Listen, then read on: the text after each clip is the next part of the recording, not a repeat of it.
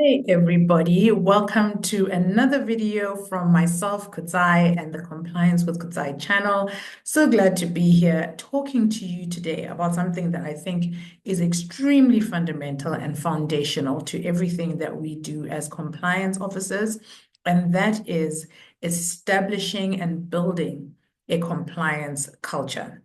We all know at this stage in the game that if you don't have a strong culture of compliance, you are really going to struggle when it comes to the more tactical things, like how you're implementing day-to-day things to bring about compliance risk management, because it will be undermined by the lack of that compliance culture. So having this conversation with you guys is really, really critical because as well, there are a lot of misconceptions about who is responsible for establishing that culture of compliance. So we're going to talk about that today. And hopefully at the end of this video, you're going to feel a lot more informed and comfortable about speaking about how to embed, build, sustain a compliance culture and enable you to take the next steps forward in terms of doing the work, engaging those that need to be engaged to ensure that we have a strong compliance culture in the organizations that we work in. But before I jump into all of that deliciousness about compliance culture, welcome to all the new subscribers. Thank you for staying with me, for all the subscribers who've been with me from day one. I really do appreciate that, and gonna keep churning out the videos every time opportunity that I get to make sure that we are having robust conversations and discussions. Please do leave comments, questions. If it's something that I can answer, I will absolutely answer, and just let me know what you think about this video. Okay, let's jump straight in.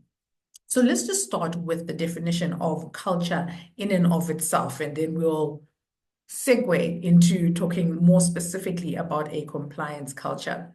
So a culture is simply a set of ideas, customs, and behaviors that are adopted by a group of people or a community and essentially say, this is who we are and this is how we do things and go about things. So when we start to talk about a compliance culture, we're saying what are the norms, the ideas, the behaviors that we as an organization, the people within an organization are adopting? What is our attitude? How do we behave when it comes to embedding, respecting, maintaining regulatory compliance? And we've all seen, and largely so, ideas of or examples of really bad compliance cultures. You know, we saw it during the financial crises and all these other kind of bailout situations that happened in the past, where you had these toxic boy club cultures. Do what you want, however you want, as long as you're making the organization money. You know, very discriminatory in nature. There were no real breaks or checks and balances to make sure that they operated in a certain way. Money was key. Bad behavior was brushed off, including things like harassment of females in the workplace, non-promotion of females. It was essentially, if you're not one of the boys, you're not one of us. So that's an extreme example of a toxic culture. And essentially, you can see that whole thing that it's as long as a group of people within the organization is adopting a set of norms and behaviors, and there's nothing to say to them that that behavior is unacceptable and will not be tolerated, it gets perpetuated in the system, it grows tentacles, and before you know it, even those who weren't necessarily behaving badly watch others behaving badly and getting away with that behavior and say like, so what is my incentive for doing the right thing?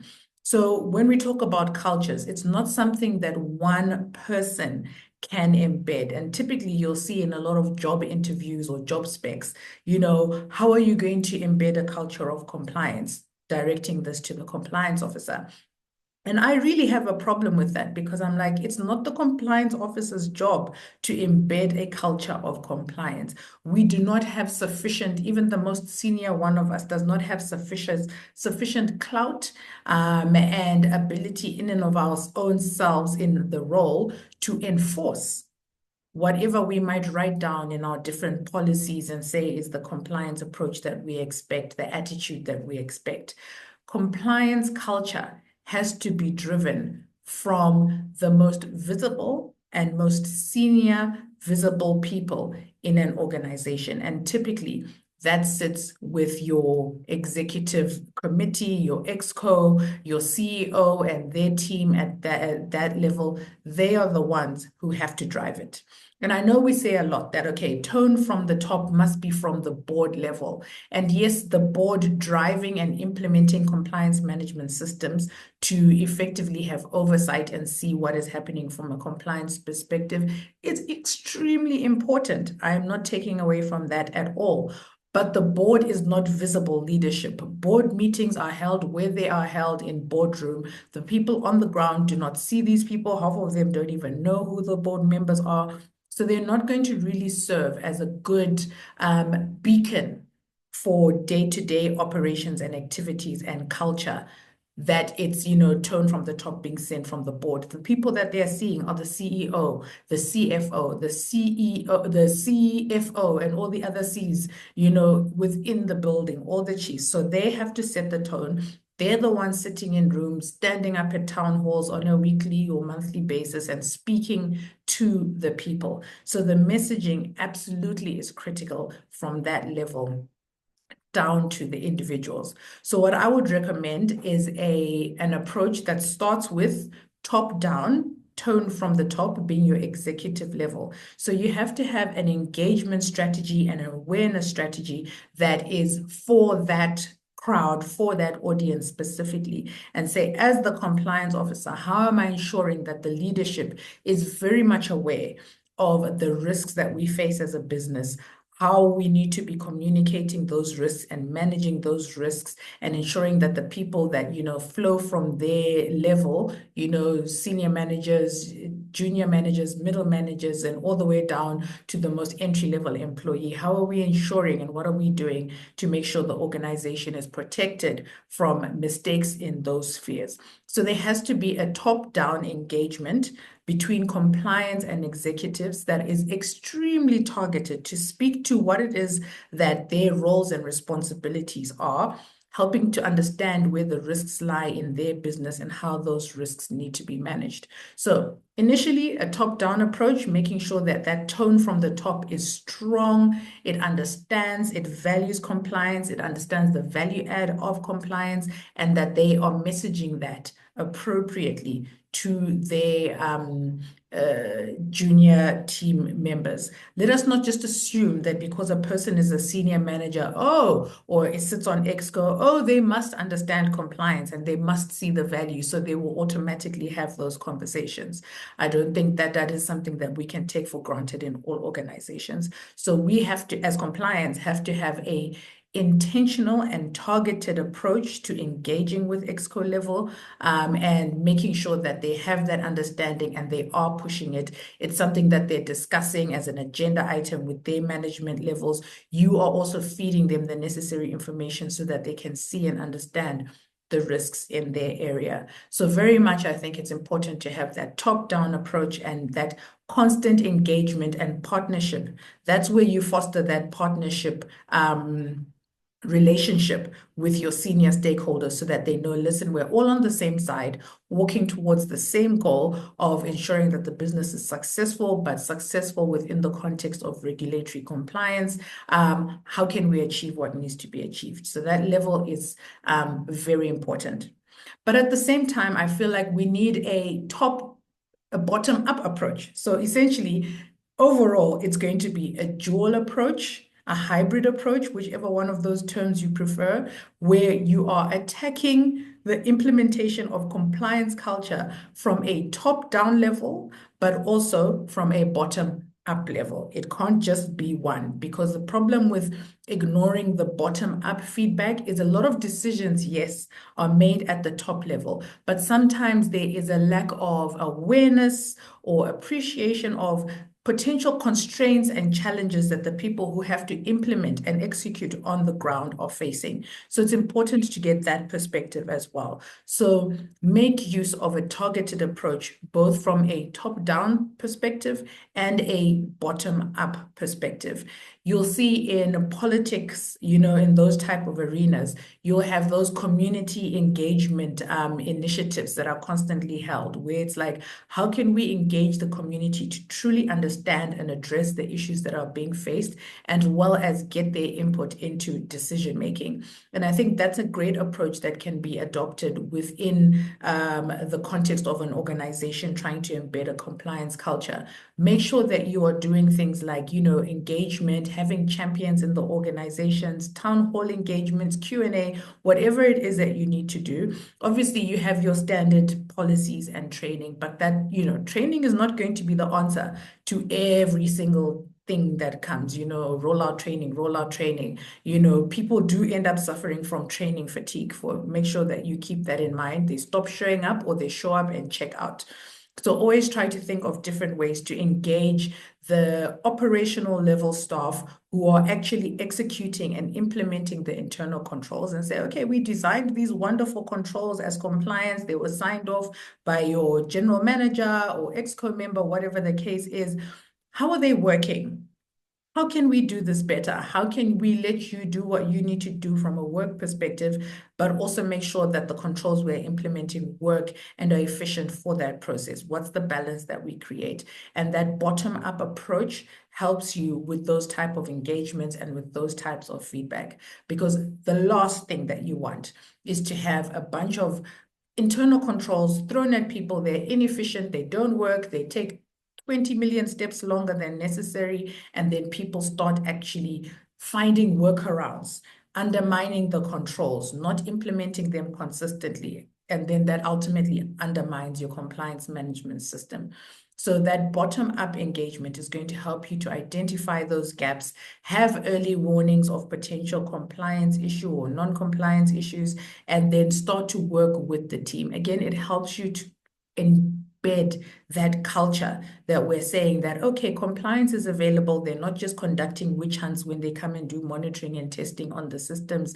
They actually want to work with us to understand what it is that we're doing on a day-to-day basis and how we can cooperate and collaborate to make sure that we are achieving our operational targets and, doing what we're supposed to be doing, but at the same time doing it in a way that makes sure that appropriate controls are respected and implemented and adhered to. So I think that's very important. So I would just highly recommend that when you are coming up with a strategy with your business to say, how do we embed a compliance culture? It's very important to recognize that compliance cultures, it's a joint effort. Everybody is involved. It is not my role as the compliance officer to singularly implement and embed a compliance culture. Culture, by its very definition, is the ideas, behaviors, and conduct of a group of people coming together and agreeing that this is how we are going to operate. So you have to come together with your senior level. You have to come together from a bottom-up approach and say, how are we agreeing to operate? And how are we agreeing to behave to ensure that we as an organization are operating in a way that adheres to the obligations we have as an organization in terms of the laws and policies and regulations that apply to us. So the key things really at the end of the day, it might not just be write this policy, conduct this training, and therefore you're going to embed a compliance culture. It's not that straightforward. The compliance program is certainly a part of having a compliance culture. I'm by no means saying throw that away. Still very important. So have your policies and your procedures, have your policies, do your training. Extremely important. But at the same time, that engagement, the people engagement, and this is sometimes why I say, if you are in compliance, you need to be prepared to be front-facing, people-facing. And when I say front, I don't mean client. I mean front as in forward-facing with your business stakeholders. Be prepared to talk to them, to engage with them, hear what their pain points are, figure out how to resolve that, drive that conversation about compliance is a partnership. We are business partners, advisors to the business, and we are working together to achieve a common goal, but still very much driving the compliance risk management agenda. When you're doing all of these engagements, top down, bottom up, the ultimate goal is to get everybody on the same page about the value of compliance risk management, the impact of compliance risk management, get them to understand their role and their responsibility for compliance risk management. And unfortunately, that's a long-term commitment. It's not something that you just roll out a training course, tick that everybody got trained and said, ding, ding, we now have a compliance culture. Nope, it is ongoing, consistent messaging from top, consistent engagement from the bottom, and making sure that all the pieces are coming together. And where you do identify challenges and shortcomings, addressing them and making sure, again, that you're working with the people. It doesn't feel like a witch hunt to achieve the goal of compliance, risk management, and a strong compliance culture. I hope this video helps you to understand that a little bit more and to think a little bit differently about the strategy that you are going to employ when thinking about implementing measures to achieve and engage and bring everybody on board to achieve a strong compliance culture within an organization. And the last thing that I'm going to say at this point is that as you are engaging with your business leadership, like I said, at the expo level, it has to be clear that there need to be consequences for non-compliance. Earlier on, I gave you the example of, the toxic bad boy culture, where as long as they were making money, they got away with murder. We don't want that for our culture. There has to be accountability at all levels. If anybody falls short, no matter how senior or how junior, of the expected behaviors and conduct that we as a corporate community have agreed that we are going to abide by, they must be held accountable, and appropriate sanctions, depending on the nature of the infringement, be applied to them. And it mustn't be, oh, because we like him and he's a top performer, we're not going to punish him. And, oh, she's really cool and makes a lot of money for the business, so we're also not going to fine her for this behavior. As long as the infringement is the same, everybody must have to face the consequences. And that must ultimately be something that the leadership takes ownership of and drives and demonstrates to the whole organization. Because laws without enforcement, we see them all the time.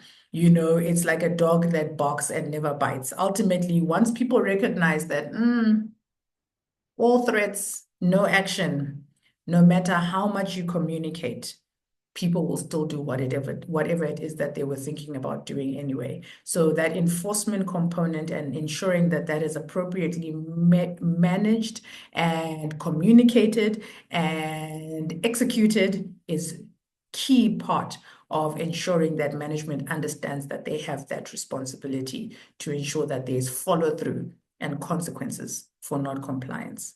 Okay. All right, everybody, I hope you enjoyed the video, found it informative. Let me know in the comment section what your thoughts and experiences are around implementing a compliance culture. What are the challenges you find that sometimes you face? Is there resistance from the top down? Is there resistance from the bottom up? How do you bring the keys together? And then let's engage in the comment section and we'll see how the chat goes.